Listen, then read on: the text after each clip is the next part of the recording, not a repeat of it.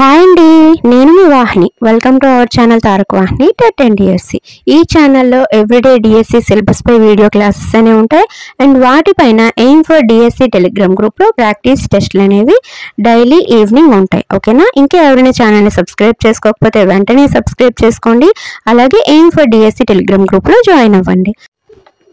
Autobiography అనేది 4 types అండి.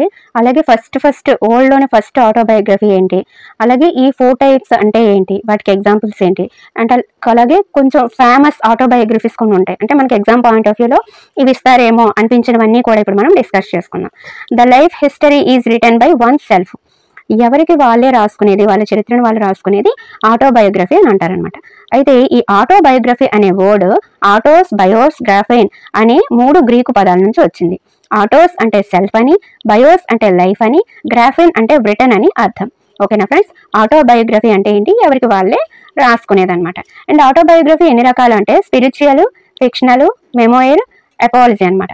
అయితే వీటిని ఏ విధంగా గుర్తుపెట్టుకోవచ్చు అంటే, స్పిరిచువల్ అనేది ఏంటి అంటే ఒక డివోటీస్ ఉంటారు కదా, సెయింట్స్ అంటాము, దానికి సంబంధించిన ఆటోబయోగ్రఫీని మనం స్పిరిచువల్ అంటాం అనమాట. అంటే ఆధ్యాత్మికంగా ఉన్న వాళ్ళ జీవిత చరిత్రల్ని మనము ఆత్మకథల్ని స్పిరిచువల్ ఆటోబయోగ్రఫీ అని అంటాం. ఫిక్షనల్ ఏంటి అంటే, ఇప్పుడు నా పేరు వాహిని కదా, సో వాహిని అనే నేను నా ఆత్మకథని రాసుకుంటూ ఆ ఆత్మకథలో నా పేరుని పెట్టను అనమాట. ఒక కల్పిత పాత్రను అక్కడ పెడతాను. రాధ అను, సీత అను, ఝాన్సీ అను, ఏదో ఒక కల్పిత పాత్ర ద్వారా నా జీవిత చరిత్రని చెప్తూ ఉంటాను. సో దాన్ని మనం ఫిక్షనల్ ఆటోబయోగ్రఫీ అంటాం. మెమోయిర్ ఆటోబయోగ్రఫీ అంటే ఏంటంటే, ఇందులో మొత్తం జీవిత చరిత్ర అంతా ఉండదు అనమాట. ఏముంటది, ఒక పర్టికులర్ ఒక ఇన్సిడెంట్, ఒక మూమెంట్ గురించే ఉంటది. సో ఇది ఎలాంటి వాళ్ళకి సూటబుల్ గా ఉంటదంటే, ఇప్పుడు పొలిటికల్ లీడర్స్ ఉన్నారు, వాళ్ళ జీవిత చరిత్ర మొత్తం చెప్పరు కదా, వాళ్ళ రాజకీయ అనుభవాలు ఇవన్నీ కూడా ఒక చిన్న బుక్ లాగా రాసుకుంటారు. సో దాన్ని మెమోయిర్ అని అంటాం అన్నమాట. పాలసీ ఏంటంటే సెల్ఫ్ ప్రైజింగ్, ఉన్నదానికంటే కొంచెం గొప్పలు చెప్పుకోవడం, తన్ని తాను ఎక్కువగా పొగుడుకోవడం లాంటివి ఏ ఆటోబయోగ్రఫీలో ఉంటాయంటే అపాలజీ అనమాట. అపాలజీ అనగానే మనం క్షమించడం అనే రియలైజేషన్ అని అనుకోకూడదు. ఓకేనా? అపాలజీ అంటే సెల్ఫ్ ప్రైజింగ్ ఆటోబయోగ్రఫీ. మెమోయిర్ అంటే ఏం చెప్పాను, ఒక పర్టికులర్ ఇన్సిడెంట్ కోసం.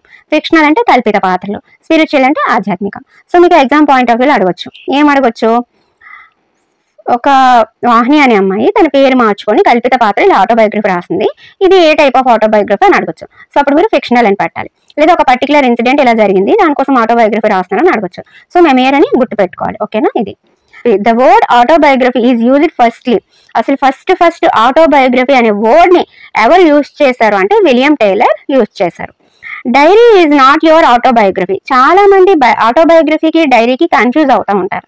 రెండు ఒకటే కదా, రెండు మన గురించి మనమే రాసుకుంటాం కదా, రెండిట్లో మన విశేషాలు అన్నీ కూడా ఉంటాయి కదా, ఎవ్రీ ఇయర్ డైరీ రాస్తుంటాం కదా అని చెప్పి. సో అది వేరు ఇది వేరు అనమాట. డైరీలో ఏంటంటే మీ పర్సనల్స్ అన్నీ ఉంటాయి, అన్నీ కూడా రాసుకోవచ్చు. కానీ ఆటోబయోగ్రఫీ ఏంటంటే మీరు ఒక్కరే చదవరు కదా, అందరికీ తెలియాలి, అందరూ చదవాలి, అందరూ జీవిత విశేషాలన్నీ తెలుసుకోవాలి, లేదా మన నుంచి ఏదైనా ఒక మెసేజ్ ఇవ్వాలి అని చెప్పి మనం ఆటోబయోగ్రఫీ రాస్తాం. సో అలాంటి వాటిల్లో బ్యాడ్ థింగ్స్ అని కొన్ని రిమూవ్ చేయాల్సినవి ఉంటాయి, అవి రిమూవ్ చేసేస్తాం. సో డైరీకి ఆటోబయోగ్రఫీకి తేడా ఉంటుంది అనమాట. సో ఆ డిఫరెన్స్ ని ఎవరు చెప్పారు, డైరీకి ఆటోబయోగ్రఫీకి ఎవరు డిఫరెన్షియేట్ చేశారు అంటే రాయ్ పాస్కల్ వాళ్ళు డిఫరెన్షియేట్ చేశారు. The first autobiography in the world, ప్రపంచం మొత్తంలోనే ఫస్ట్ ఆటోబయోగ్రఫీ ఏదంటే కన్ఫెషన్ అండి. కన్ఫెషన్స్ అనేది ప్రపంచంలోనే ఫస్ట్ ఆటోబయోగ్రఫీ. ఎవరు రాశారంటే సెయింట్ ఆగస్టిన్ హిప్పో. ఏ సెంచురీలో అంటే 17th సెంచురీలో. ఇక్కడ కన్ఫ్యూజ్ అవుతారు. ఇక్కడ ఆటోబయోగ్రఫీ అనే పదాన్ని ఫస్ట్ వాడింది విలియం టైలర్. ప్రపంచంలోనే ఫస్ట్ ఆటోబయోగ్రఫీ రాసింది Saint Augustine. Okay. The first Spanish autobiography ఏంటంటే లినోర్ లేపెజ్ డి కార్డోబా. ఇది ఈయన రాసిన ఆటోబయోగ్రఫీ అనమాట. ఓకేనా? నెక్స్ట్ కొన్ని ఇంపార్టెంట్ ఆటోబయోగ్రఫీస్, అంటే ఎగ్జామ్ పాయింట్ ఆఫ్ వ్యూ ఇస్తారేమో అని చెప్పి నేను కొన్ని ఆటోబయోగ్రఫీస్ అనేవి రాశాను. సో అవి గుర్తుపెట్టుకోవడానికి ట్రై చేయండి. అండ్ అలాగే మీరు లెసన్స్ చదువుతూ ఉంటారు కదా ఆథర్స్ కోసము, అలా ఆథర్స్ కోసం చదివేటప్పుడు కూడా మీరు గమనించుకోవాలన్నమాట. అక్కడ ఎవరైనా ఆటోబయోగ్రఫీస్ కానీ బయోగ్రఫీస్ కానీ రాసారా, అక్కడ ఏమైనా నేమ్స్ ఇచ్చారా అనేది కూడా మీరు టెక్స్ట్ బుక్ చదివేటప్పుడు ఆథర్స్ చదువుతారు కదా, ఆథర్ గురించి మీకు ఎక్స్ట్రా ఇన్ఫర్మేషన్ కింద ఇస్తారు కదా లెసన్ కింద, అటువంటిప్పుడు మీరు ఇవన్నీ గమనించుకుంటూ చదవాలి. ఓకే. నెల్సన్ మండేలా, ఈయన ఆటోబయోగ్రఫీ నేమ్ వచ్చేసి a long walk to freedom అండి. చార్లెస్ డికెన్స్, ఈయనది డేవిడ్ కాపర్ఫీల్డ్ అనమాట. ఫస్ట్ వచ్చిన ఫిక్షనల్ ఆటోబయోగ్రఫీ ఏదంటే డేవిడ్ కాపర్ఫీల్డ్ అనేది. ఎవరు రాశారంటే చార్లెస్ డికెన్స్. మీకు చెప్పాను ఫిక్షనల్ ఆటోబయోగ్రఫీ అంటే ఏంటి, కల్పిత పాత్రలు. సో ఫస్ట్ వచ్చిన ఫ్రిక్షనల్ ఆటోబయోగ్రఫీ ఏది? David Copperfield. ఎవరు రాశారు? చార్లెస్ డికెన్స్ రాశారు. ఓకే, రాయ్ పాస్కల్ అనే వాళ్ళు ఏం చేశారు? డైరీకి ఆటోబయోగ్రఫీని డిఫరెన్షియేట్ చేశారు. సో వాళ్ళు రాసిన ఆటోబయోగ్రఫీ ఏంటి? Design and truth. Daniel Defoe ఏం రాశారంటే మాల్ ఫ్లాండర్స్ అని రాశారు. ఇది కూడా ఒక fictional autobiography. Doctor BR Ambedkar ఏం రాశారు అంటే waiting for a visa. William Wordsworth ఏం రాశారంటే ప్రిలూడ్ అనమాట. వివిఎస్ లక్ష్మణ్ వచ్చేసి 281 and beyond. APJ Abdul Kalam గారు wings of fire. Mahatma Gandhi గారు experience with the truth. Osbert Sitwell గారు left hand right hand. Sachin Tendulkar గారు ప్లేయింగ్ ఇట్ మై వే. కమలా దాస్ గారు మై స్టోరీ. యానే ఫ్రాంక్ గారు the diary of a young girl. Jawaharlal Nehru గారు అండ్ ఆటోబయోగ్రఫీ. సానియా మీర్జా గారు yes against odds. ఇదనమాట. So ఇవి కొన్ని ఇంపార్టెంట్ నేను సేకరించి గూగుల్లో కొన్ని చూశాను, అవి చూసి రాశాను. ఓకేనా. నెక్స్ట్ ఇప్పుడు అసలు ఆటోబయోగ్రఫీ రాయాలంటే ఏ స్టెప్స్ ఫాలో అవ్వాలి అనేది ఇప్పుడు చూద్దాం.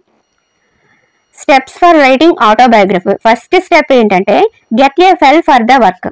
అంటే మనం ఏదైతే రాయాలనుకుంటున్నాం ఆటోబయోగ్రఫీ, ఆ పని కోసము ఒకదాన్ని ఏదైనా ఎగ్జాంపుల్ గా తీసుకోవాలన్నమాట.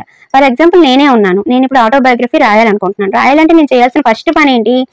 కొన్ని ఆటోబయోగ్రఫీస్ తీసుకొని వాళ్ళు ఎలా రాశారు, వాళ్ళు ఎక్కడి నుంచి స్టార్ట్ చేశారు, ఎలా రాశారు, ఏ వర్డ్స్ యూజ్ చేస్తున్నారు, ఏమేం చెప్తున్నారు, ఎలా రాయాలి అనే ఒక అవగాహన కోసం, మనం ఏదైతే పని చేయాలనుకుంటున్నామో దాని మీద అవగాహన కోసం ఇంతకు ముందు ఎవరైనా బాగా రాసుంటే వాటిని ఫస్ట్ స్టడీ చేయాలి. అది ఫస్ట్ స్టెప్ అనమాట. మీకు ఎగ్జామ్ పాయింట్ ఆఫ్ వ్యూలో ఇలా మీరు ఆటోబయోగ్రఫీ రాయాలనుకుంటున్నారు, వేరే వాళ్ళతో ఎగ్జాంపుల్గా తీసుకొని స్టడీ చేస్తున్నారు. ఇది రైటింగ్ ఆటోబయోగ్రఫీలో ఏ స్టెప్ అని మీకు అడగచ్చు. Get a feel for the work. దీన్ని మనం ఈజీగా తీసుకోవడానికి వీల్లేదు. ప్రతి విషయం కూడా మనకి ఇంపార్టెంటే. సో ప్రతి దాన్ని కూడా జాగ్రత్తగా తెలుసుకోవాల్సిన అవసరం ఉంది. నెక్స్ట్ సెకండ్ వన్ వచ్చేసి అండర్స్టాండ్ యువర్ ఇంటెండెడ్ ఆడియన్స్. అంటే ఇప్పుడు ఒక ఆటోబయోగ్రఫీ అనేది మన ఫ్యామిలీ మెంబర్స్ కోసం రాస్తున్నామా, లేదంటే అందరూ చదవడానికి రాస్తున్నామా, అందరూ తెలుసుకోవడానికి రాస్తున్నామా అంటే మన ఆడియన్స్ ఎవరు అనేది ఫస్ట్ మనం అర్థం చేసుకుంటే మనకి ఎలా రాయాలో తెలుస్తుంది అనమాట. ఫర్ ఎగ్జాంపుల్ ఇప్పుడు నేను నా ఫ్యామిలీ మెంబర్స్, నా పిల్లలు, నా మనవలు, నా వంశ పారంపర్యంగా నేను ఏం చేశాను, నేను ఏ కార్యకలాపాలు చేశాను అనేది తెలుసుకోవాలి అని అనుకుని ఆటోబయోగ్రఫీ స్టార్ట్ చేశాను అనుకోండి. సో వాళ్ళకి నా చిన్నప్పటి నుంచి నా పేరు ఇది, నా ఊరిది, ఇవన్నీ వాళ్ళకి చెప్పాల్సిన అవసరం లేదు. డైరెక్ట్గా నేను మీ ఫ్యామిలీ మెంబర్ ఇలా స్టార్ట్ చేస్తే అయిపోతుంది. కానీ వేరే ఎవరికో నేను చెప్పాలి నా ఆటోబయోగ్రఫీ, వాళ్ళందరూ తెలుసుకోవాలి అని అనుకోండి, అప్పుడు ప్రతి చిన్న విషయాన్ని కూడా నేను అందులో మెన్షన్ చేయాల్సి ఉంటుంది. సో ఫస్ట్ ఒక ఆటోబయోగ్రఫీని ఎగ్జాంపుల్గా తీసుకొని ఎలా రాయాలో తెలుసుకోవాలి. నెక్స్ట్ మన ఆటోబయోగ్రఫీ ఎవరి కోసం రాస్తున్నాం అనేది అవగాహన చేసుకొని స్టార్ట్ చేయాలి. Next develop a core concept. Develop a core concept ఏంటంటే కొన్ని ఆటోబయోగ్రఫీస్ ఏం చెప్తాయి అంటే ఒక సెంట్రల్ ఐడియాని అందరికీ కూడా తెలిసేలా చేస్తాయి అన్నమాట. సో మనం ఒక ఇన్సిడెంట్ గురించి ఆటోబయోగ్రఫీలో చెప్తున్నాము అంటే అది మొత్తం మన లైఫ్ ఏంటి అనేది అవతల వినే వాళ్ళకి, చదివే వాళ్ళకి తెలియజేసేయాలన్నమాట. సో ఆ విధంగా మనకి ఏదైనా కోర్ కాన్సెప్ట్ ఉందా, సో దాన్ని మనం ఆటోబయోగ్రఫీలో డెవలప్ చేసుకోవాలి. Okay. Next keep it interested. ఇదేంటంటే మనము రాసే ప్రతిదీ కూడా కొంచెం ఆసక్తికరంగా ఉండాలన్నమాట. ఆ విషయంలో ఆ సంవత్సరంలో నేను అప్పుడు ఏం చేశాను అనేది ఒకవేళ మీరు మర్చిపోయినట్టు ఉంటే అండ్ మీ ఫ్యామిలీ మెంబర్స్, మీకు తెలిసిన వాళ్ళకు అడిగి తెలుసుకొని, ఎందుకంటే మన జీవితంలో జరిగిన ప్రతి విషయం మనకు గుర్తుండాలని లేదు, కొన్ని మర్చిపోతాం. అలాంటప్పుడు అస్తవ్యస్తంగా రాయడం కంటే మనకి తెలిసిన వాళ్ళకి, మన గురించి తెలిసిన వాళ్ళకి అడిగి కరెక్ట్గా రాయడం ఇంపార్టెంట్. లేదా మనం ఏదైనా కొన్ని ఫొటోస్ కానీ లేకపోతే ఇంకేదైనా చూస్తూ ఓకే ఇది ఇలా జరిగి ఉండొచ్చు అని గుర్తు చేసుకొని రాయడం కూడా ఇంపార్టెంట్. యూజ్ రైటింగ్ టూల్స్ అంటే మిగతా ఆటోబయోగ్రఫీ రాసిన వాళ్ళు ఏ సాధనాలు యూజ్ చేసుకుంటూ బాగా రాశారు, ఏమేమి వాడారు అవన్నీ తెలుసుకొని రాయొచ్చు. ఎడిట్ యువర్ వర్క్ అంటే మొత్తం రాసేసిన తర్వాత మీరు ఏం చేయాలి అంటే మనం బాగా రాసామా, ఎక్కడైనా రిపీటెడ్ వర్డ్స్ ఉన్నాయా, ఎక్కడైనా బ్యాడ్ వర్డ్స్ ఉన్నాయా, అలాంటి బ్యాడ్ వర్డ్స్ కానీ లేకపోతే సంఘ వ్యతిరేకమైన ఏవైనా ఉన్నాయా అవన్నీ చూసి డిలీట్ చేసేయాలన్నమాట, ఎడిట్ చేసుకోవాలి మన వర్క్ని మనం. ఓకేనా. డెవలప్ ఏ కోర్ కాన్సెప్ట్ తర్వాత ఇంకా కొన్ని ఉంటాయి. ఏంటంటే జంప్ స్టార్ట్ యువర్ మెమరీస్. అంటే జంప్ స్టార్ట్ ఏంటంటే మనం ఎక్కడి నుంచి రాయాలనుకుంటున్నాం, చిన్నప్పటి నుంచి చనిపోయే వరకు రాయాలనుకుంటున్నామా, లేదా కొంచెం పెద్ద అయిన తర్వాత మనం ఒక వృత్తిలో చేరిన తర్వాత ఆ వృత్తి గురించి రాయాలనుకుంటున్నామా, ఎక్కడి నుంచి రాయాలనుకుంటున్నాం అనేది స్టార్ట్ చేసుకోవాలి. అక్కడి నుంచి మాత్రమే అలా రాసుకుంటూ వెళ్ళిపోవాలి. అంతేగాని అక్కడ మొదలెట్టి మళ్ళీ చిన్నప్పటికి వచ్చి మళ్ళీ అలా వెళ్తే ఇంకా ఇంట్రెస్ట్ ఉంటుంది అనమాట చదివే వాళ్ళకి. అదొకటి. అండ్ ఫోకస్డ్గా రాయాలి, అలాగే ఒక ఆర్గనైజ్డ్గా రాయాలన్నమాట దీని తర్వాత ఏంటి అనేది. ఓకేనా? ఇవన్నీ కూడా మన ఫ్యామిలీ మెంబర్స్, రిలేటివ్స్ని పక్కన పెట్టుకొని, ఫోటోలను పక్కన పెట్టుకొని అన్నిటిని గ్యాదర్ చేసుకొని అన్నీ మర్చిపోకుండా గుర్తు చేసుకుంటూ ఒక ఫోకస్డ్గా రాయాలి. ఇది స్టెప్స్ ఫర్ రైటింగ్ ఆటోబయోగ్రఫీ. ఇంత ఇంపార్టెంట్ కాదు, కానీ ఆటోబయోగ్రఫీ అనగానే దానికోసం పూర్తి సమాచారం మీకు ఇవ్వడం నా బాధ్యత కాబట్టి అన్నింటినీ కూడా నేను చెప్పాను. సో ఈ ఆటోబయోగ్రఫీ అనే టాపిక్ మీ అందరికీ బాగా అర్థమైందని అనుకుంటున్నాను. అండ్ ఇంకో విషయం ఏంటంటే, ఇక్కడ ఏవైతే నేను కొన్ని మీకు చెప్పానో అవన్నీ కూడా నోట్ చేసుకొని కొంచెం గుర్తుపెట్టుకోవడానికి ట్రై చేయండి. ఇంకా కొన్ని ఎక్స్ట్రాగా మీరు చదివినా కూడా నష్టమే లేదు. ఓకేనా? సో ఈవినింగ్ ఈ ఆటోబయోగ్రఫీ పైన ప్రాక్టీస్ టెస్ట్ అనేది 7:30కి ఉంది. సో అందరూ ఆ టెస్ట్ అనేది రాయండి. Okay, thank you. వీడియో నచ్చితే ఖచ్చితంగా లైక్ చేయండి. చాలామంది మీకు ఎలా అనిపించిందో కామెంట్ చేయట్లేదు. మీరు కామెంట్ చేస్తేనే కదా నెక్స్ట్ ఎలా చేయాలనేది నాకు తెలుస్తుంది. ఓకేనా? Thank you so much. Bye.